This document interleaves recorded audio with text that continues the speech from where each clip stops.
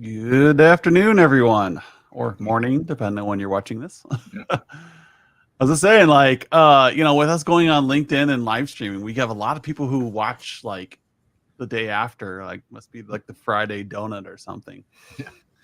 Yeah, I like that we are engaging with more that way, but I do kind of miss out on the few that showed up for the live events, exclusively, and we had a good bit of conversation going on. Yeah, So we had a nice little yeah, peanut gallery going on, So, that so was if good. you're watching this afterwards, drop a comment. Let us know that you're alive and well. Yeah. Any comments on this, or especially on this one, we're talking about how to build healthy work-life balance this week. And we usually time this one for the May area, because here's where you're walking in the summer, right? You're Mhm. thinking about vacations, or you've planned out vacations, and then also you're trying to line up employee workloads. And so it's kind of this time of year when school is finishing up and everything's getting kind of like rocky. You can get lost. You're almost halfway through the year, and you want to make sure that you're not going to burn out before the end of the year. Yeah, and just managing expectations here with because we think about it. I think sometimes we kind of look at our own schedules. We're like, oh, my kid's getting out of school here. We've got a family event, later on. And so you're looking at that. And then your next step is obviously you're thinking about your team, who's going to be doing this or that. I think sometimes we kind of gloss over and forget a little bit. Our clients are going through this same stage as well. And so we're setting expectations, looking at our team, balancing our loads, going, all right, we'll do this then.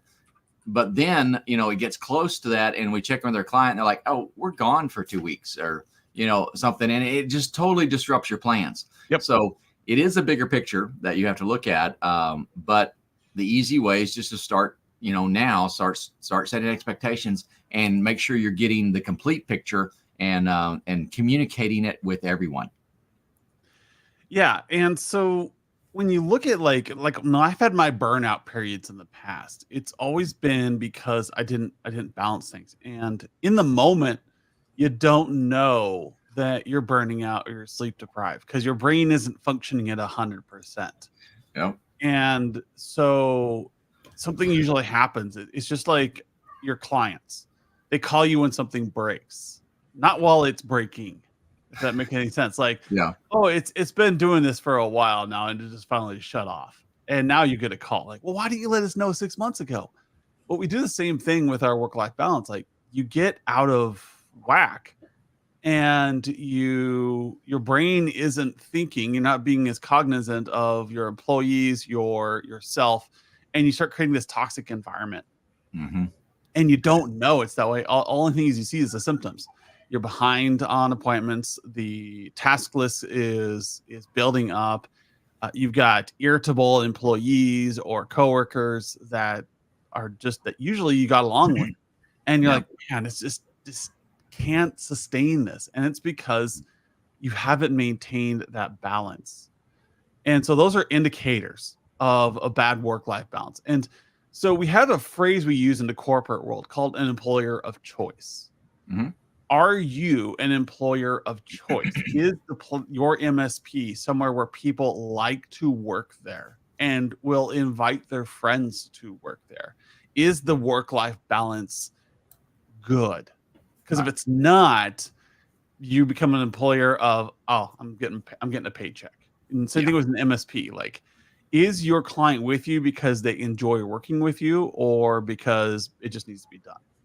So we call this employer of choice. This is a great way to maintain work-life balance. Help your clients or your employees want to work at your office. Ask them what would make the balance better here. And they may say, can we just have Friday afternoons off? Like, no Yeah. appointments? Like, Yeah. let's just make it so that there is no on-site visits Friday afternoon so we can play catch up. Or can we have lunch provided once a month just so everybody Mm-hmm. can kind of be together? Find things that will make you an employer of choice. And then this way you grow your company and you're hearing back from your employees. And we were talking earlier about planning for people to be out, but I think here's the flip side: you need to plan for people to come together. And I know at one point we had like 4 or 5 different locations, so I had engineers all over the place, and we talked a lot, and there was always an engineer traveling to one of the other sites for a project or something. So everyone knew each other, but we rarely had that time where we came together as a team. And I think in today's environment where we have a lot of distributed workforce, people working from home, these are much more important. And so I stumbled on this little event that really worked for our team. We brought everybody in, and yes, it was an expense.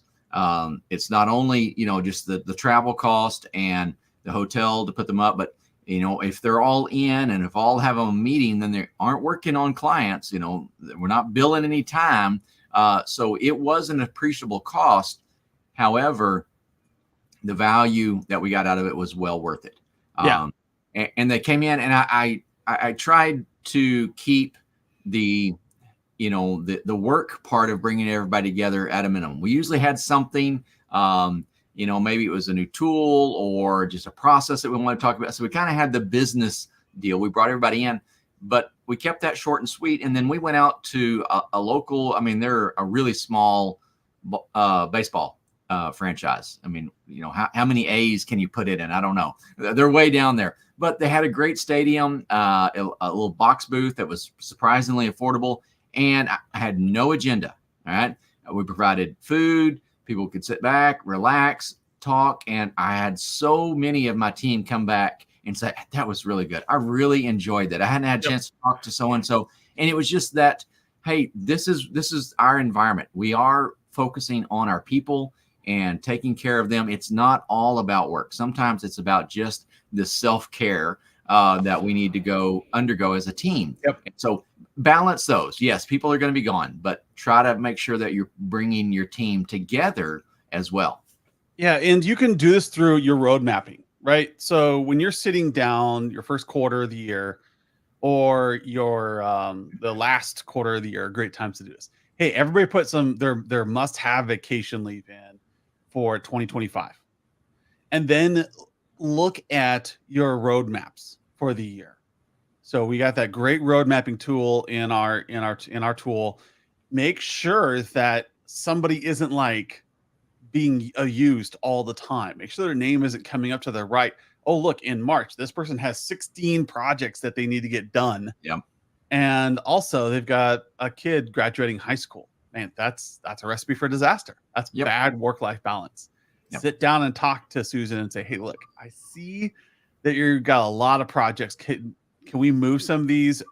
Is this going to be better for you to move these into June after everything's like kind of settled with high school graduation? Yep. Can we, spread this out to some other employees and be looking out for them?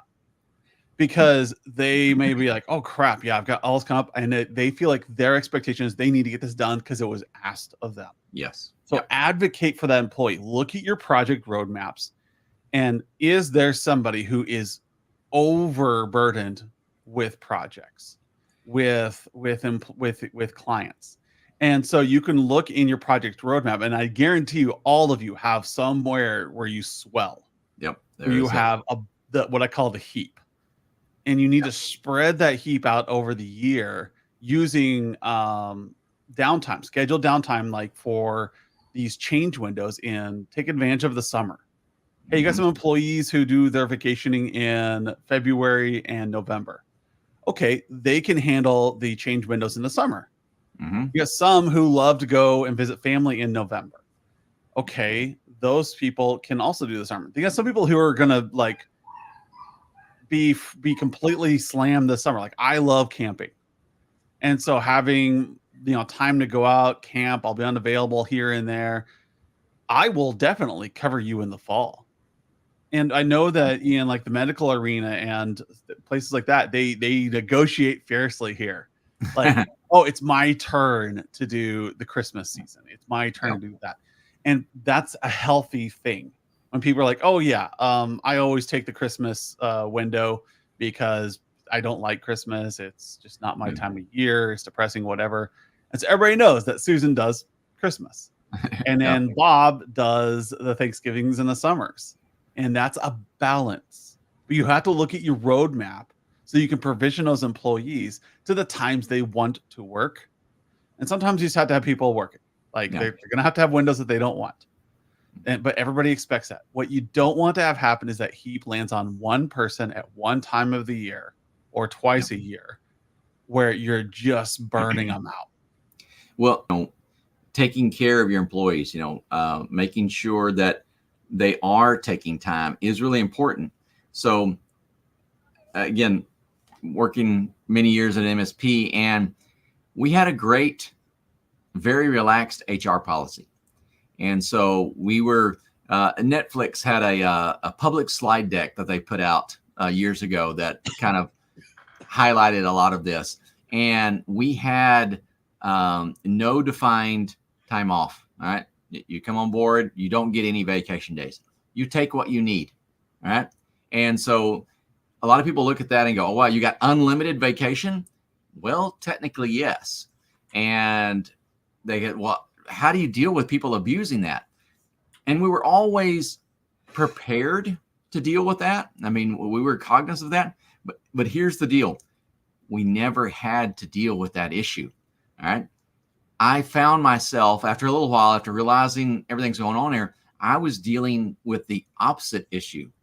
Even though my employees could take a vacation, they were not.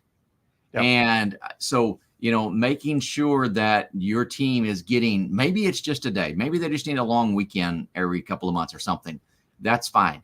But make sure they're getting the downtime that they need. And so many of them will ask, but not all. And you need to make sure that downtime is, being exercised by all your employees, because they will be better employees if you do that. Yeah. So I was loading up the roadmap over here. So a lot of you haven't been, maybe you're not using this tool over here. Come on. StreamYard always puts the button right behind my camera.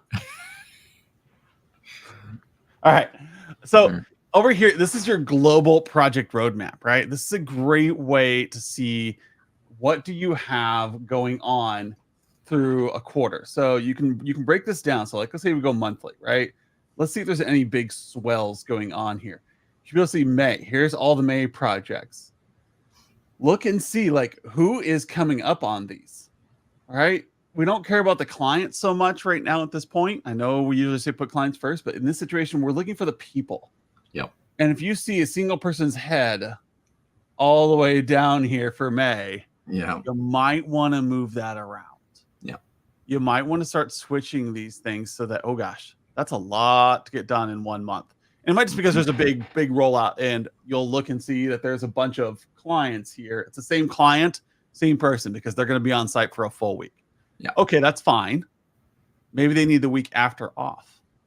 Maybe they need to find some time to de-stress from that. Find that balance based upon what the project load is. So using this as a manager is a great way to come down here. You can also, on the global view, come in and check out and see what's going on with your clients or with your teams. You can come in and say, is Skip working on too much this month? So you can come up here and you can filter to Skip and say, hey, how's Skip doing? And I can say what all is on his plate for the next month or so. And you can create some widgets around that. So kind of create like a burnout view here. How many projects are coming up over the next month? How many items does he have coming in and approved for this next month? He may be and a little bit of a tangent here, but it ties in by using this, because there's a variety of filters that you can use. You can also filter by project and the templates that you have from them. So if you're looking at voice projects, or maybe it's security projects of some type, you can define those in here and say, oh wow, it looks like we have 5 different voice deployments during that 1 month. That's a lot, because we really only have 2 team members that do the deployment. Now, you're helping those employees out as well, but you're looking at it from a client. Realistically, hey, we're probably going to miss some expectations if we try to cram it all in that one window. So by balancing your staffing load and looking out for your employees, you're also going to set better expectations with your customers so that you can meet their needs and deliver on time. Because it's frustrating when your clients want it right away and you can't deliver it, but it's even worse when you miss your deadline, when you say you'll do something on a specific date and you have to push that. So I feel it's better to do it later, but meet the expectation than promise earlier and disappoint. Yep.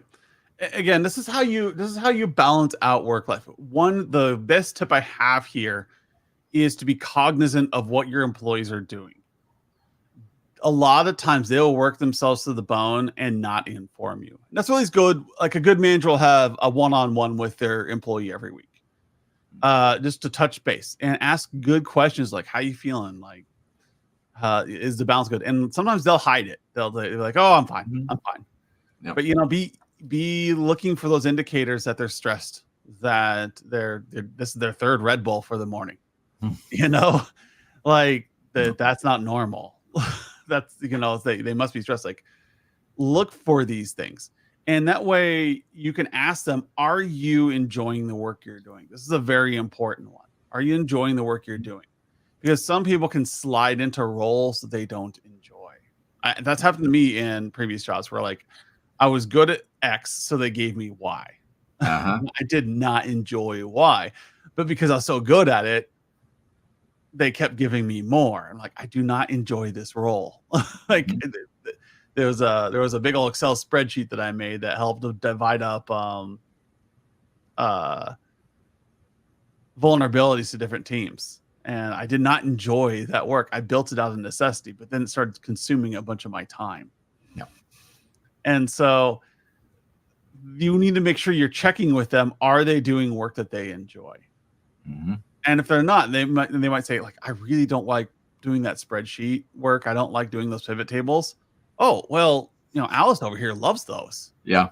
And so you can shift it over to an employee who loves working with that stuff.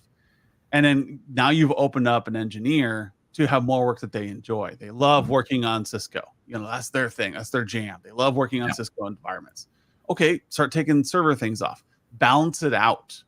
Move those projects on that roadmap and say, hey, how many other Cisco migrations do we have? Let's just give them all to John. Spread them out, of course. Rule 1, spread out the work. Don't make the heap. But rule 2, like if they're working on projects they love, that's more balance. Mm-hmm. And it's not drawing for them as much. So that's putting the right person in the right seat. So when they're doing work, just because they're good at one thing does not mean they enjoy it, or that they'll also be good at another thing. Yep. And so you got to watch it, because especially with long-term employees, that list of things that they don't enjoy doing and that they are required to do is getting bigger every year. Mm-hmm. And then you have this person leave or they burn out. And now you got to find an employee who can do all these things, and that person doesn't exist. Yep, that's true. You have to start from scratch now. Yep. So balancing that out to the right seat, building that healthy, like, I am doing what I love to do in a job that I love to be at, because my employer cares for me, my team cares for me, and allow me to move forward. Well, I think that's a good point to kind of circle back around with, Adam, is if we don't take care of our team and they do burn out, we're thinking, oh, wow, we can't afford a day of downtime. We can't afford for them to take off on vacation for a day. Well, if that continues, then you're going to have to be dealing with, okay, they don't work here at all anymore. How am I going to deal with that? Yep. I've got to find a new employee. I've got to train them. We got to get them up to speed. That is months worth of work to get that in place. So yes, you may have a bit of cost here and, time expense, but it's going to save you money in the long run, because you're going to be able to keep those employees around. Yeah, that when you've worked at a company like that, you think, like, my gosh, why haven't I been doing this for years? And it takes a while to build up a place that is that healthy. So work on it a little bit at a time. Start with those one-on-one meetings, the key stakeholder interviews, for instance, but with your own employees. Listen to them. What changes can you make? Little things that you can shuffle around. Look at your project roadmap. Make sure you're not overburdening people. Make sure that people are taking jobs they want, and rather than jobs that they have to do. So let everybody like filter through that first, and then start divvying out those ones that were this needs to get done, guys. I know no one wants to run these wires, but we have to do it. Those are unavoidable. But yep. And then, that is how you're going to become an employer of choice. And you're going to create your own unique culture that has a great work-life balance where people are taking time and they're feeling heard. Don't expect that your employee is going to come to you. By the time they come to you with a complaint, they're already in burnout mode. Something bad has already happened. Yes. Stay ahead of it with those one-on-ones. Stay ahead of it by asking questions. How can I make your work better? Do you enjoy the work you are doing? Where can we go from here? So very good. I really like culture. If you guys ever want to reach out to me and just have a chat about your MSP's culture, about how to kind of shift it around or maybe some problems you're having, I will happily give you some one-on-one time because I really, really feel like this is important, and I really think it makes the world a better place. All right, everybody. Thanks for coming on. We'll see you all next week. See ya.